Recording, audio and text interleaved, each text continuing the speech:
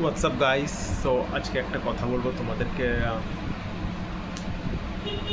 10/2/2025 টোটো করে যাচ্ছিলাম, সবে পিসির বাড়িতে গেছিলাম। পিসির বাড়ি থেকে সবে গেট থেকে বেরিয়েছি, আর টোটো ছিল দাদার, জাস্ট এমনি নর্মাল ঘোরার জন্য। তো ওই টোটোটাকে নিয়ে আমরা সবে বেরিয়ে সবে কিছুটা গেছি, আর কুকুর দৌড়াদৌড়ি করছিল, দুটো কুকুর রাস্তার এবার করে হচ্ছিল।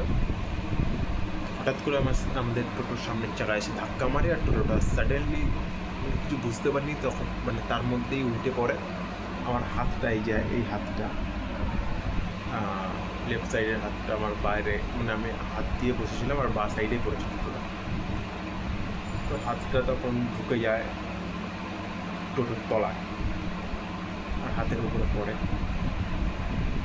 উঠে দেখি ফুটো হয়ে গেছে বড় একটা, মানে হাড়টা ভেঙে, হাড় ভেঙে গেছে, আর হাত দেখি লকপক করছে। তো তাড়াতাড়ি করে হাতটাকে তুলে আমি দাদাকে বলি, দাদা তাড়াতাড়ি টোটোটাকে তুলো। টোটোটা তোলার পরে তারপর দেখছি এই অবস্থা, দেখি বড় বড় করে রক্ত বেড়েছে, রক্তটা কোথাও থেকে বেড়াচ্ছে। তারপর দেখি কোনো ফুটো, একটা বড় সাইজের ফুটো হয়ে গেছে, 1 ইঞ্চি মতো চওড়া। তো তারপর গেলাম হসপিটালে, তো ডাক্তার দেখে বললো, এক্স রে করে বললো অপারেশন করতে হবে।